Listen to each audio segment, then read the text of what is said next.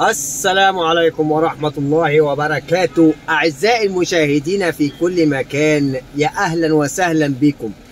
كل سنة وانتم طيبين، رمضان كريم، ويا رب كده تعود علينا وعليكم الأيام بخير إن شاء الله. يا جماعة دلوقتي أنا في النعام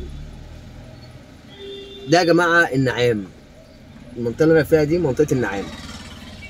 طبعا هننزل مع بعض كده نتمشى بقى في النعام، عين شمس، وننزل على عزبة النخل كمان، ونتفرج بقى على الشوارع دي بقى المناطق الشعبية يا جماعة. طبعا كل منطقة فيها المناطق الشعبية بتاعتها وفيها الأسواق بتاعتها. النهاردة نتفرج على النعام وعلى عين شمس. يلا بينا يلا بينا.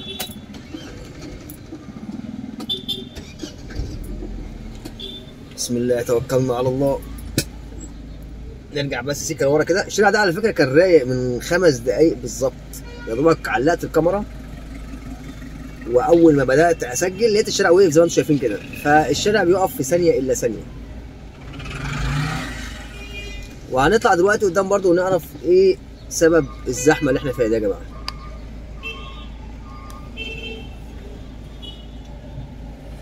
يعني اتمنى الاقي سبب يرضيني للزحمه دي. طبعا احنا هنا كده يعتبر في سوق يا جماعه، يعتبر في سوق. دي المحلات بقى ايه اللي في النعام.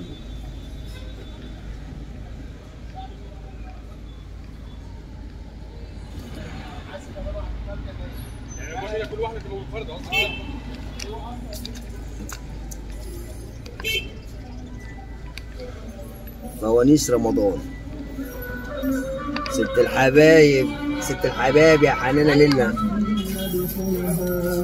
وإنا لن ندخلها حتى يخرجوا منها، فإن يخرجوا منها فإنا داخلون. قال رجلان من الذين يخافون أنعم الله عليهم ادخلوا عليهم الباب فإذا دخلتموه فإنكم غالبون وعلى الله فتوكلوا.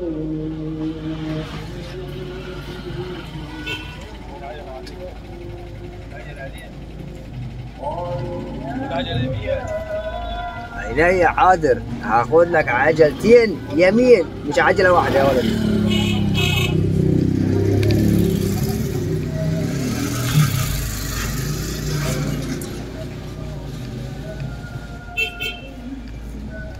دي طبعا بقى ألعاب رمضان بقى يا جماعة. ربنا يرزق الجميع يا رب.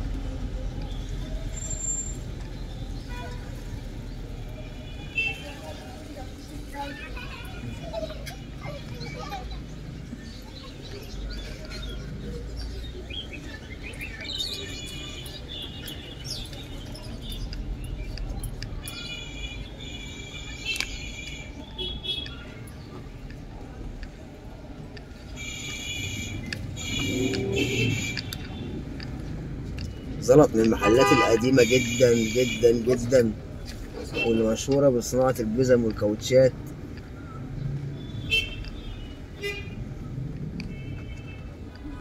طبعا على الجنبين بقى محلات الملابس. يعتبر انت في سوق.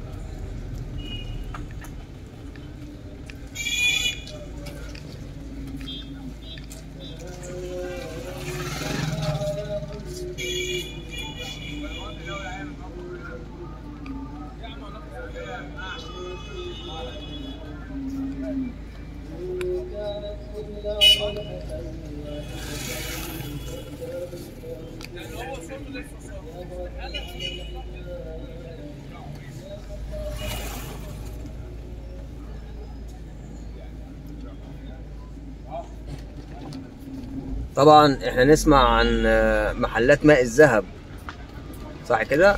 ده بقى باترينة تراب الذهب. يعني لو هو بيعمل من مية الذهب، فهنا في النعام بيعملوا بالتراب بالذهب.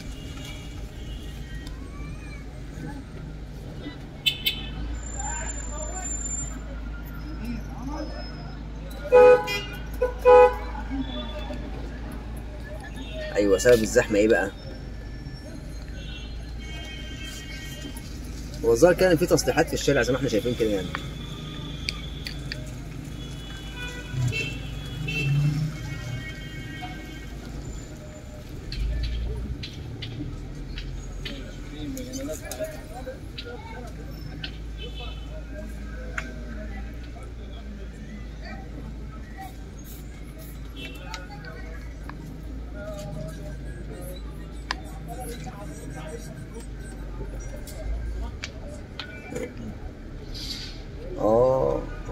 الحته هنا مقفوله، يا دوب بتعدي عربيه بالعافيه، ما لها حق تعمل زحمه بصراحه.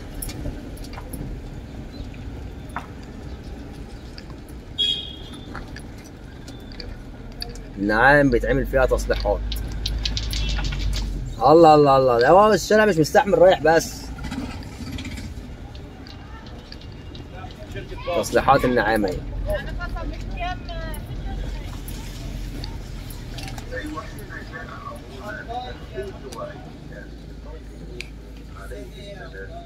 يلا يا طنط.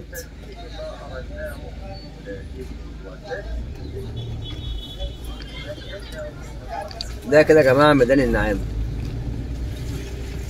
يمين كده بقى نخش على التوحيد والنور ونخش على عين شمس. يلا بينا.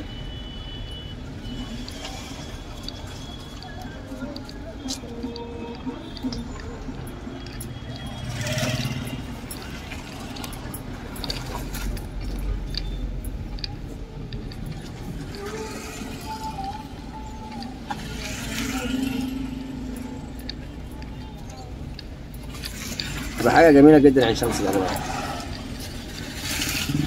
ده التوحيد والنور اهو.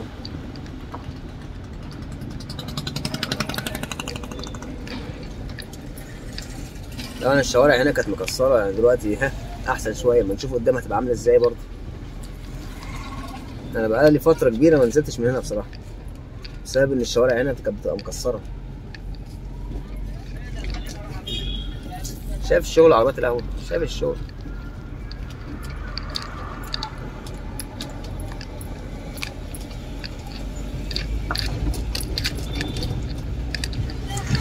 شايف التكسير.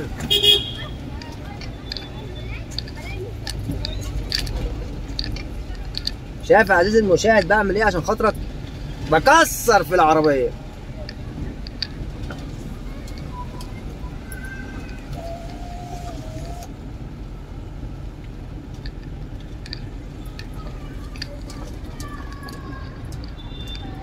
ده أحمد ندى أو معروف بشيخ البلد.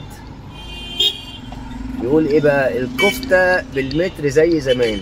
وده طبعا أي كلام، مفيش حاجة اسمها المتر كفتة زي زمان. وهنا برضه هارد اتاك اهو من الشمال، وجنبه على طول هارد اتاك كافيه، وهنا جنبه دوز. يعني عين شمس عملت برضه، عملت بمحلات الأكل. هنا برضه كان في محل اسمه دبوس بس قفل يعني. الظاهر عليه كان بيبيع دبابيس بس، دبابيس الفراخ يعني.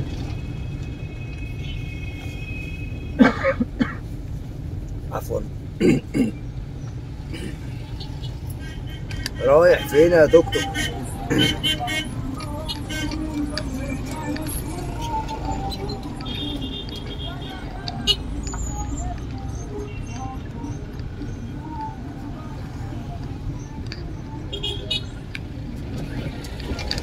ده كده يا جماعة شارع عين شمس.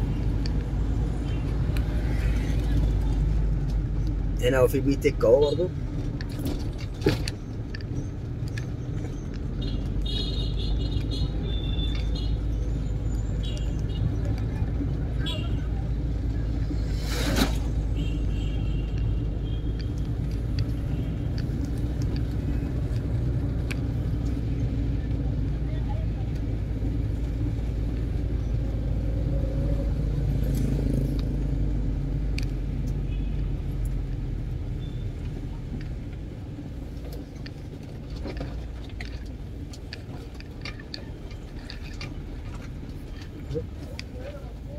مقفولة؟ يا نهار أبيض، الشارع طلع مقفول. هنخش من جوه بقى أو نطلع. استنى بقى كده، استنى نطلع من قدام ونخش يمين اللي جاي.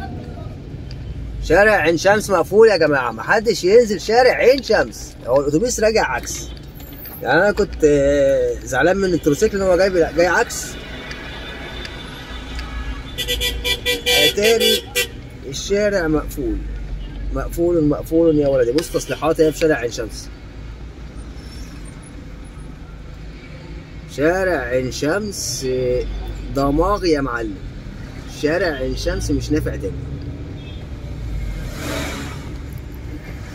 كله جاي عكس. حقهم يعني، هو الشارع مقفول، ما هو الناحية التانية واقف وهم عايزين يقضوا مصالحهم برضه ويمشوا. هيعملوا ايه؟ نمشي عكس.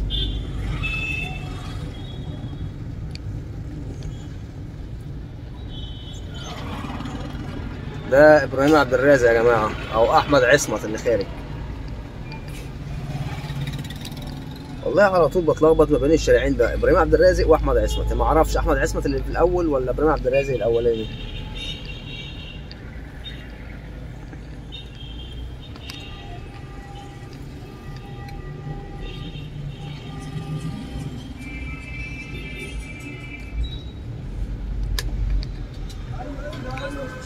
طبعا وقت الذروه بتلاقي عين شمس هنا ايه، دماغ.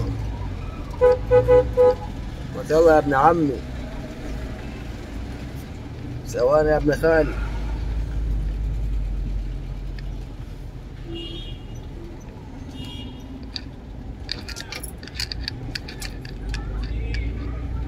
يعني انا شايف انها فرصه كويسه جدا ان احنا نزلنا عين شمس واتفرجنا على عين شمس وشوفنا الشغل اللي بيتعمل فيها. انا اول مره اشوف الشغل ده بصراحه يعني.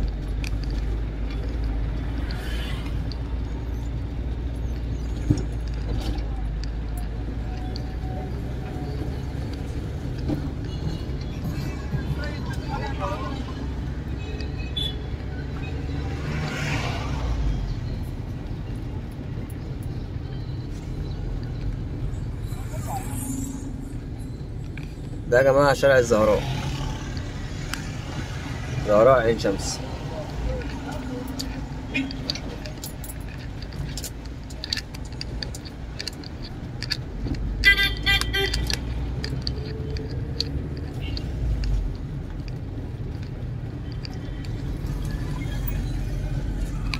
اللي هناك ده بقى كوبري عين شمس.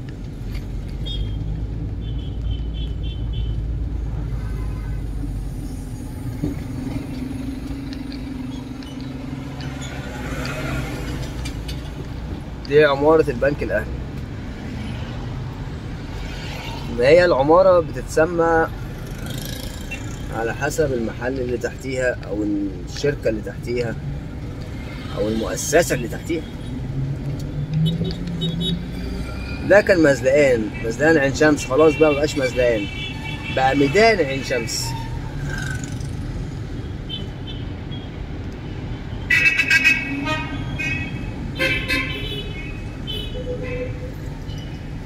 الله الله الله الله الله الله، ايه الكاكاتك دي كلها يا برتقان يا بلدي. كده يا جماعه احنا عدينا عين شمس ودخلنا على عزبة النخل. دلوقتي كده انا في عزبة النخل.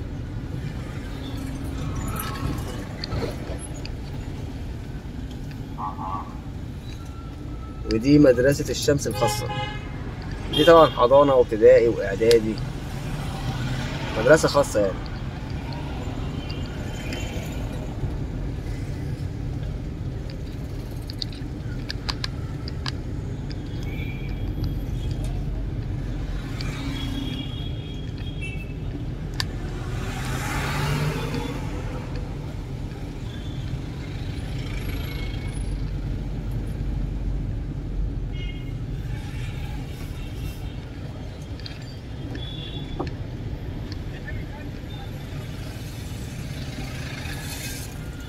يا سلام على شارع عين شمس، على شارع عزبة النخل لما بيقف.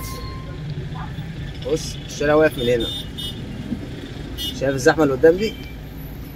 كده الشارع واقف يا معلم. طب نطلع منين بقى؟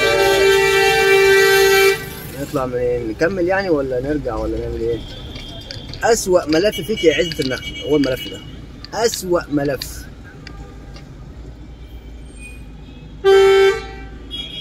طب بصوا يا جماعة، احنا ممكن ايه؟ والله خلاص بقى التاني زنقني. مضطرين نكمل في شارع عزبة النخل. بيقول لك دايما بكرة في ثانية بيبقى امبارح. ايه الألغاز دي؟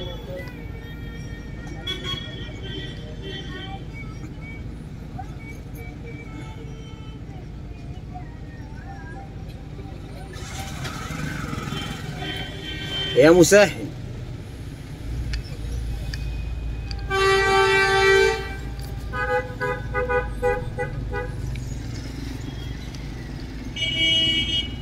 بس برضه يا رب نلاقي سبب مقنع للزحمة اللي احنا فيها دي، مع ان انا مش عارف ان انا مش هلاقي سبب مقنع يعني. بس نتمنى نلاقي سبب مقنع يعني. ايوه اسماك صباح الخيرات.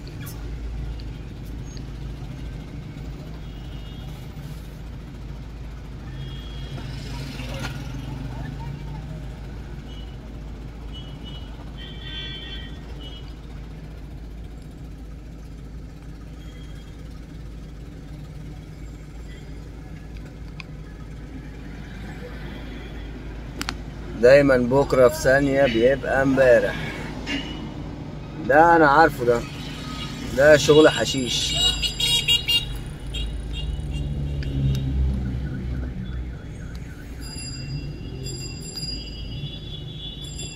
عدي يا عجلة، عدي يا باشا.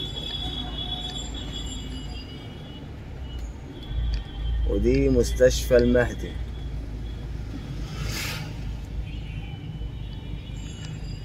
اللي هناك دي بقى مدرسة القدس، لازق فيها على طول مسجد القدس.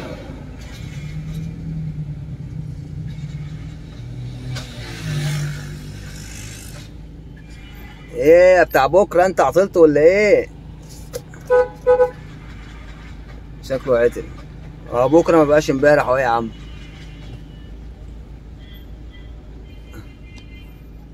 ايوه زقها. لا حول الله. عشان تعرف بس بكرة مش زي امبارح.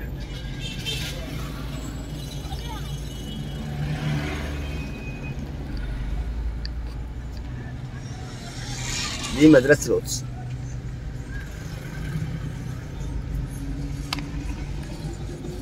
برضو دي حضانة وابتدائي واعدادي لغات، مدرسة خاصة برضو.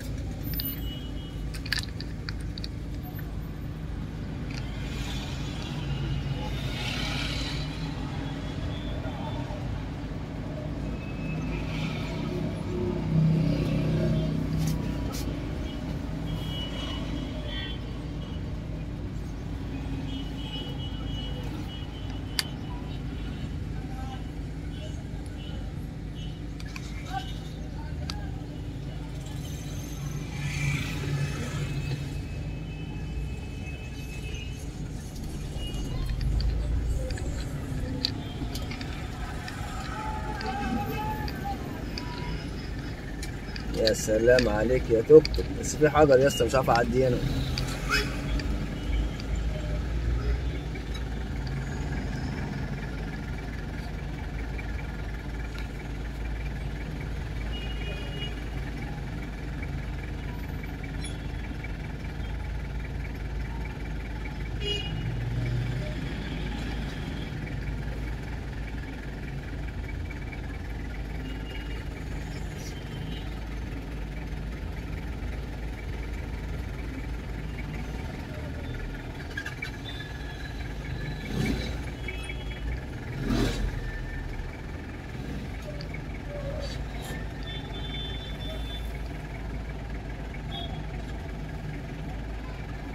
حلواني العندليب.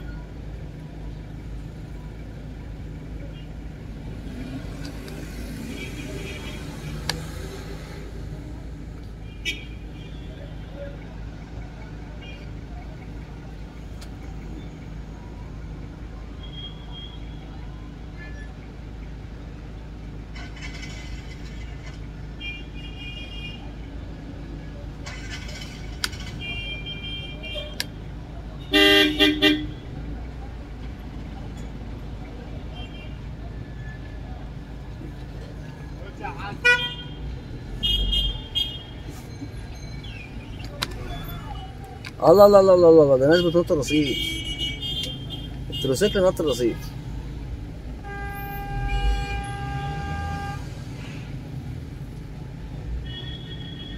اوعى توك توك تقول ان انت جاي عكس، تمشي منين؟ ده احنا مش عارفين نمشي.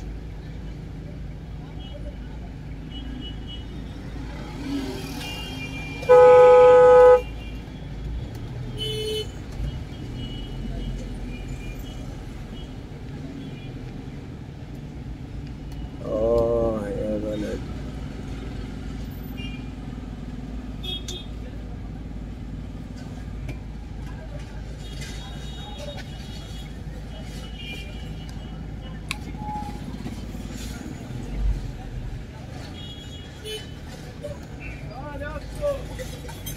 الزحم التاني.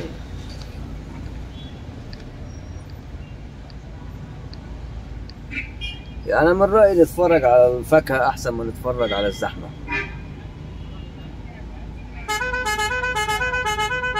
ده اناناس، واللي جنبه ده تفاح، واللي جنب التفاح تفاح اخضر اهو، وجنبيه يوسف افندي، واللي هناك ده جوافة، تحت الجوافة عنب، تحت العنب دوم، عند الراجل اللي خد الكيس الاسمر ده. ايوه. وفي فراولة يا جماعة جنب الكولمن ده، عند المراية بتاعت الموتوسيكل. ايوه. في ايه تاني؟ في ايه تاني في الكاميرا؟ مفيش حاجة تاني. في بطيخ. ايوه في بطيخ فوق اهو، اللي هو جنب الدوافع. لا وفي موز اهو ب 12 ونص، الفراولة ب 15 والموز ب 12 ونص.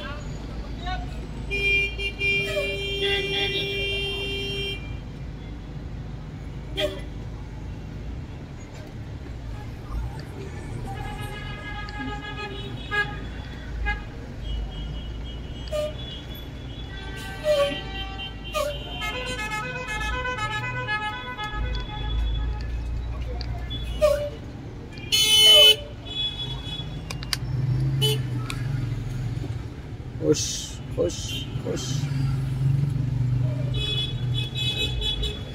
هنزلنا في بعض ليه يعني؟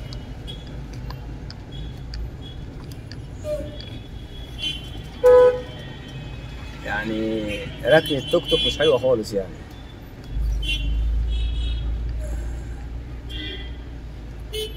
ركنة التوك توك مش حلوة خالص.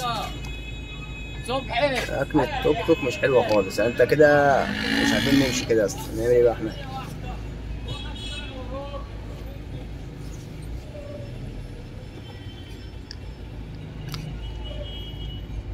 طبعا مكتبة النهضة جاية قدام على اليمين.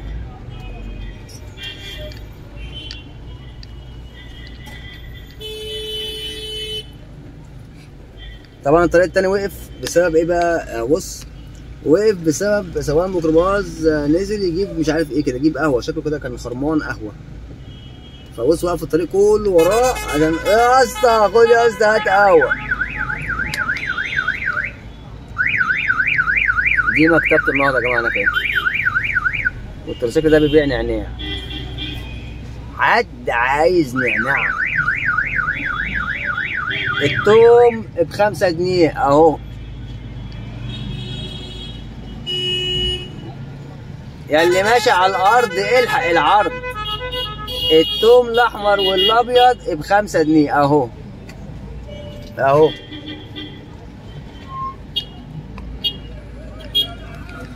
ده برضو توحيد النور فرع عزبة النخل.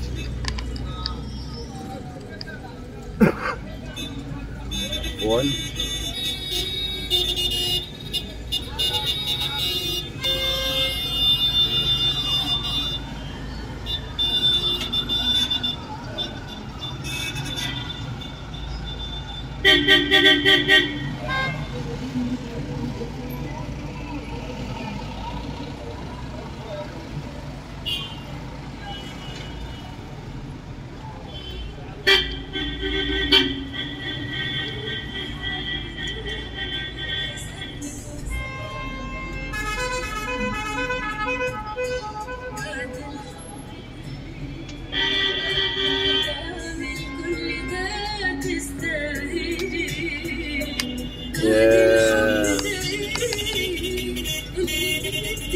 بعد الحب جواز يعني، معروفة يعني.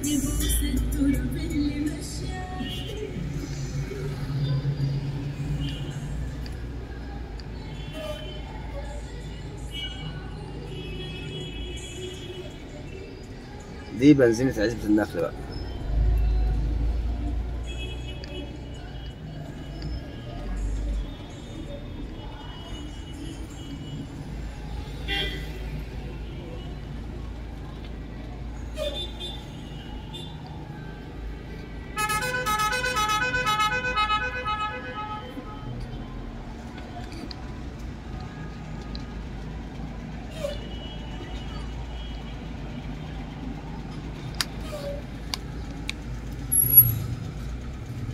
التوك توك ده كاتب ايه؟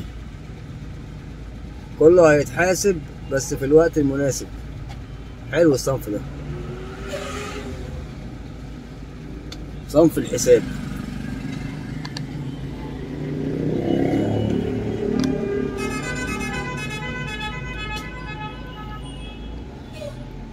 الحرنكش ب20 جنيه. الحرنكش ب20 جنيه.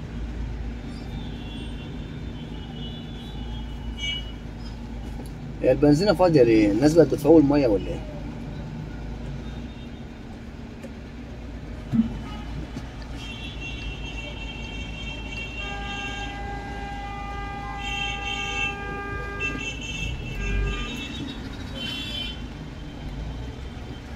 ده طبعا يا جماعة موقف في عزبة النخل. طبعا يعني تقدر تستنتج كده ان اللي عامل الزحمة دي الموقف ده. بص ده كله راكن كده ايه؟ راكن عشان يحمل.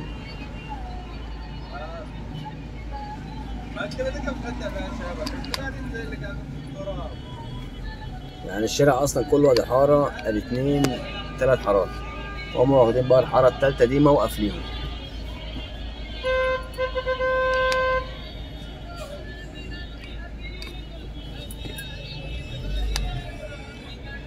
بص عاملين قطر ورا بعض.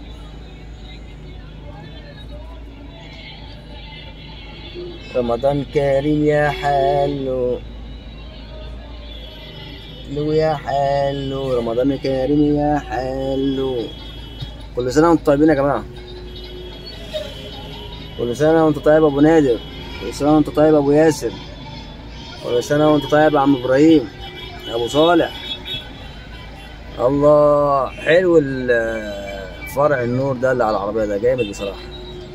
سمورة حبيبي الله يرحمه.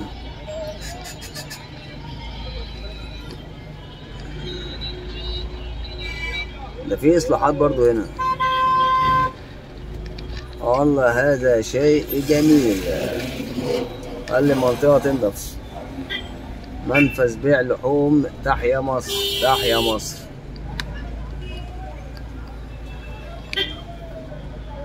دول بيحلوا مشكلة. وده موقف تاني اهو، موقف بقى العربيات بتاعت السوزوكي.